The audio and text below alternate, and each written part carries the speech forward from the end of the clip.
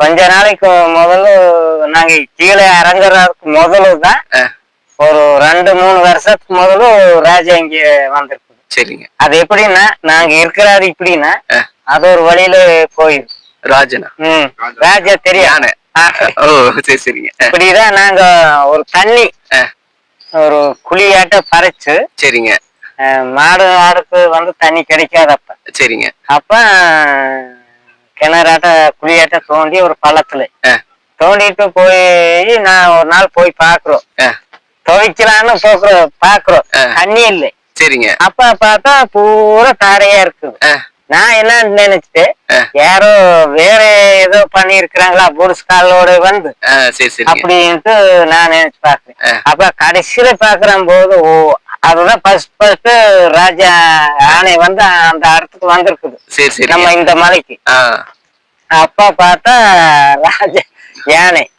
ஓ அப்ப எங்க வீட்டுக்காரி துவைச்சிட்டு இருக்கிறேன் அந்த இடத்துல மலையில மேல. சரிங்க.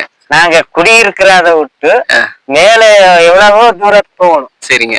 அப்ப பார்த்து இது யாரும் இல்ல, இது ராஜா தான் வந்திருக்குது, யானை வந்திருக்குது அப்படின்னாலும் அவன் பயந்துட்டான். அப்ப என்ன பண்றோம்னா நான் அந்த தாரை பார்த்துட்டு போறேன். எங்க இருக்குது எப்படி போயிருக்குது அப்படின்ட்டு போய் பாக்குறேன்.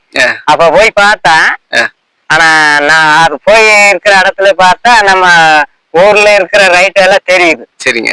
அப்ப என்ன பண்ணிட்டு அப்ப அப்படியே போயிருச்சு. போயிட்டு வேற ஒரு காட்டுக்கு போயிருச்சு. சரிங்க. சரின்ட்டு நாங்க வந்துட்டோம். இது இப்படி போயிருச்சு, நாங்க துவைச்சிட்டு போயிடலாம் அப்படின்ட்டு வந்துட்டோம். வந்து சாயங்காலம் ஒரு 6-7 மணி இருக்கு கத்துது. அதே நேரம் கத்துது. சரிங்க. அப்ப ஊருக்கு வரல. சரிங்க. இப்படி ஊர்னா இப்படி ஒரு பவுண்டரி மாதிரி அப்படி நேரம் வெளியே தண்ணிக்கு வந்து இப்படி கீழ்காட்டுக்கு வந்தது. சரி சரிங்க. கீழ்காட்டுக்கு வந்துட்டு அப்புறம் வெடிக்கிறதுக்குள்ள மறுபடியும் போயிருச்சுங்க. ஒரே அணிங்களா இல்ல கூட்டம்? சரி சரிங்க.